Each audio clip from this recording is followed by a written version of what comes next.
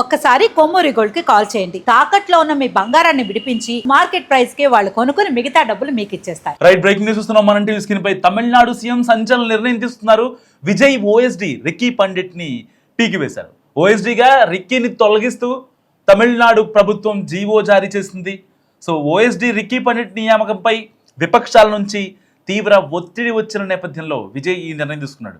అయితే సామాన్యులు కూడా వ్యతిరేకత రావడంతో సీఎం విజయ్ ఈ నిర్ణయం తీసుకున్నారు.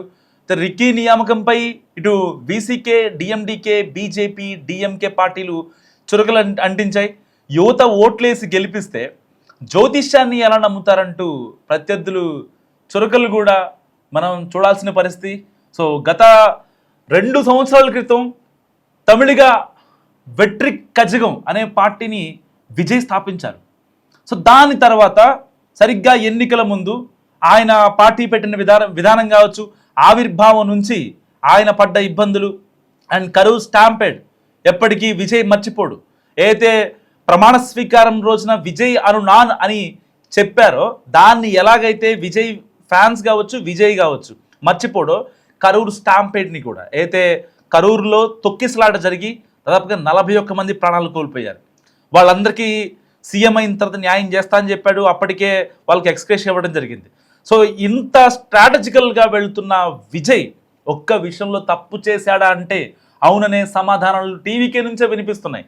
సో రిక్కీ పండిట్ అనే ఒక జ్యోతిషకుడు ఎలాగైతే మన తెలుగు స్టేట్స్లో అంటే ప్రెడిక్ట్ చేసి చెప్తారు, ముందుగానే జరిగేది ముందుగానే చెప్తారు. అంటే వేణుస్వామి లాగా జరగంది చెప్పేయడం, అక్కడ ఒక అటెన్షన్ని క్రియేట్ చేసుకోవడం ఇలాంటివి కాదు. సో జ్యోతిష్యం అంటే దాని లెక్కలు వేరే ఉంటాయి. సరే, కొంతమంది నమ్ముతారు, కొంతమంది నమ్మరు. కొంతమంది సెలబ్రిటీలు అయినా లేకపోతే పొలిటీషియన్స్ అయినా వాళ్ళకి ఒక ఆస్థాన పండితుల్లాగా ఒక జ్యోతిష్కుడు ఉంటారు. అంటే ఏం చేయాలి, ఈవెన్ కార్ నెంబర్ కూడా మొత్తం స్టార్టింగ్లో ఎంత ఉండాలి, ఎండింగ్లో ఎంత ఉండాలి, మొత్తం కలిపితే టోటల్ ఎంత రావాలని దానిపై కూడా ఆ న్యూమరాలజీని ఫాలో అవుతుంటారు చాలామంది సెలబ్రిటీస్ కావచ్చు, పొలిటీషియన్స్ కావచ్చు, పెద్ద పెద్ద బిజినెస్ మ్యాగ్నెట్స్ కావచ్చు. సో ఇలాంటి నేపథ్యంలో ఎప్పుడైతే పార్టీ పెట్టిన తర్వాత టీవీకే పార్టీ 2026 మేలో గెలుస్తుంది, పార్టీని ఫామ్ చేస్తుంది.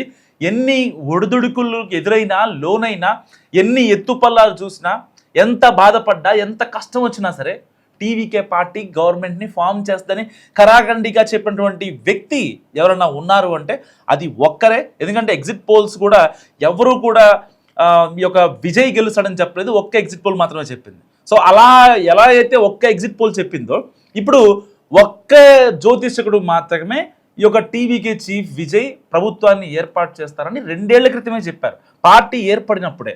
సో ఇలాంటి నేపథ్యంలో ఆయనకి తగినంత గౌరవం ఇవ్వాలనే నేపథ్యంలో విజయ్ ఒక కీలక నిర్ణయం తీసుకున్నారు. వెంటనే జీవో జారీ చేశారు. ఓఎస్డీగా ఆయన్ని నియమిస్తూ, రిక్కీ పండిట్ని నియమిస్తూ ఆయన ఒక జీవో జారీ చేశారు.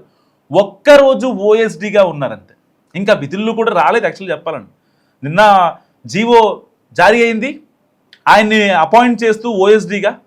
సో ఇవాళ కరెక్ట్గా 24 అవర్స్కి ఆయన్ని తొలగిస్తూ, ఆయన్ని పీకివేస్తూ ఒక జీవో రిలీజ్ అయింది తమిళనాడు ప్రభుత్వం నుంచి.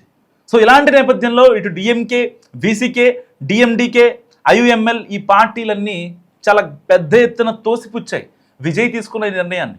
విజయానికి ఒక రకమైన మర్యాద ఇవ్వాలని ఆయన అనుకుంటే, ఇటు ప్రతిపక్షాలు, ఇక్కడ ఉన్నటువంటి మిత్రపక్షాలు ఎక్సెప్ట్ టీవీకే అందరూ కూడా చాలా కరాఖండిగా కొట్టిపడేశారు. యువత మీకు ఓట్లేసి సోషల్ మీడియాలో ఇంత క్యాంపెయిన్ చేసి మీకు ఓట్లేస్తే అలాంటి వ్యక్తిని మీరు ఎలా ఓఎస్డీగా నియమిస్తారు? సో ఓఎస్డీగా నియమించాలంటే కనీసం ఎంతో కొంత అనుభవం ఉండాలి, లేదంటే ఆయన ఒక అనలిస్ట్గా ఉండాలి, ఒక జర్నలిస్ట్గా ఉండాలి, లేదంటే అడ్మినిస్ట్రేషన్లో పనిచేసిన వ్యక్తి అయి ఉండాలి, గవర్నమెంట్లో పనిచేసిన వ్యక్తి అయి ఉండాలి, ప్రభుత్వంలో అంటే రాజకీయ నేతగా కాకుండా అట్లీస్ట్ గవర్నమెంట్లో అలా ఏ అడ్మినిస్ట్రేషన్ ఏంటి, ఎక్కడి నుంచి ఎలా వెళ్తుంది, ఒక జిల్లా నడవాలంటే ఒక మండల స్థాయిలో అధికారులు ఎలా పనిచేయాలి, లేకపోతే జిల్లా స్థాయిలో అధికారులు రెవెన్యూ డివిజన్స్కి, లేకపోతే మండలాలకి, ఈ యొక్క అసెంబ్లీ కాన్స్టిట్యున్సీస్కి ఆ యొక్క ఫండింగ్ అనేది, ఒక అభివృద్ధి కార్యక్రమాలు అన్నీ కూడా ఎలా రన్ అవుతాయనే మినిమం అవగాహన లేనటువంటి వ్యక్తిని ఎలా మీరు ఓఎస్డీగా చేస్తారంటూ డిఎంకే, ఇటు ప్రత్యేకంగా డిఎంకే పార్టీ నుంచి చాలామంది మాట్లాడారు. సో ఇలాంటి నేపథ్యంలో విజయ్ ఒక్కసారిగా వెనక్కి తగ్గాడు. ఇక లాభం లేదు, ఎందుకు ఇదంతా, వీళ్ళ దగ్గర నుంచి ఇంత అసహనం. ఎందుకంటే ప్రమాణ స్వీకారం చేసిన మొదటి రోజే ఆయన ఫస్ట్ ఫైల్పై సంతకం చేశాడు. 200 యూనిట్ల లోపు కరెంటు ఉంటే ఏదైతే ఆ బిల్లు వస్తే అదంతా వేవర్ అయిపోతుంది, జీరో వస్తుంది కరెంట్ బిల్లు. సో అది దానిపై చేశారు. అండ్ అంతేకాకుండా చాలా ప్రతిష్టాత్మకమైన ఇప్పటిదాకా తమిళనాట ఏ సీఎం తీసుకున్నటువంటి ఒక డెసిషన్ విజయ్ తీసుకున్నారు.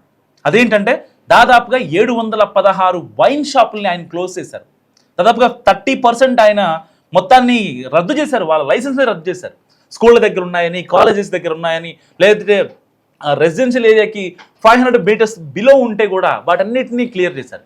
వాస్తవానికి మద్యం మీదే చాలా ప్రభుత్వాలు నడుస్తూ ఉంటాయి.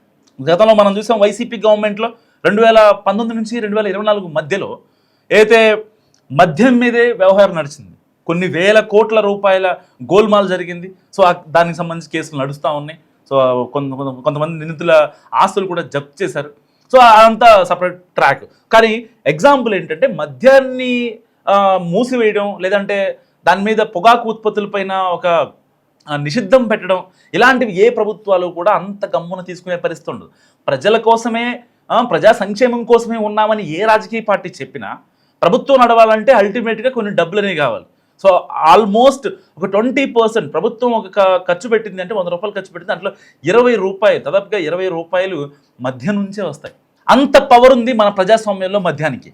సో ఇలాంటి నేపథ్యంలో ఓఎస్డీగా రిక్కీ పండిట్ని నియమించిన విజయ్ 24 గంటల్లోనే ఆయన యూటర్న్ తీసుకోవడాన్ని మీరు ఎలా చూస్తున్నారు? రిక్కీ పండిట్ వ్యవహారాన్ని చాలామంది సీరియస్గా తీసుకోకపోయినా ప్రజల్లో ఎక్కడ వ్యతిరేకత వస్తుందో అనే భావనతో నిజంగా సీఎంగా ఉన్నటువంటి విజయ్ ఎక్కడ సామాన్యుల్లో వ్యతిరేకత పెరిగి తనపై, ఎందుకంటే ఇప్పటిదాకా విజయ్ పార్టీలకి డబ్బులు ఇవ్వలేదు, ప్రజలకి డబ్బులు ఇవ్వలేదు, ఎవరికి డబ్బులు ఇవ్వకుండా తన యొక్క టాలెంట్ని ప్రూవ్ చేసుకొని తన యొక్క మాటలతో అందరినీ మంత్రముగ్ధుల్ని చేసినటువంటి విజయ్ ఇప్పుడు ఓఎస్డీగా తన పర్సనల్ జ్యోతిష్కుడిని ఎక్కడైతే మళ్ళీ ప్లేస్ చేస్తే, ప్రభుత్వంలో ప్లేస్ చేస్తే సామాన్యుల్లో వ్యతిరేకత వస్తే చాలా కాన్సిక్వెన్సెస్ ఫేస్ చేయాల్సి ఉంటుందని ముందే గమనించారా అంటే ఒక రకంగా అవుననే సమాధానం వినిపిస్తుంది. ఎందుకంటే ఇక్కడ అన్ని పార్టీలు ఒకవేళ వాళ్ళని ఆ మిత్రపక్షాలని కూడా కనీసం ఒక మాట అడిగి ఉంటే బాగుంటుంది. అంటే అన్ని పార్టీలని ఓఎస్డీగా నియమించాలని చెప్పి ఒక సీఎం స్థాయిలో ఉన్నటువంటి వ్యక్తి ఎవరిని అడగరు. కానీ మిత్రపక్షాల యొక్క సజెషన్, ఆ యొక్క సలహా తీసుకొని ఉంటే నిజంగా బాగుండేది అనేది చాలా మందిలో వ్యక్తమవుతున్నమాట.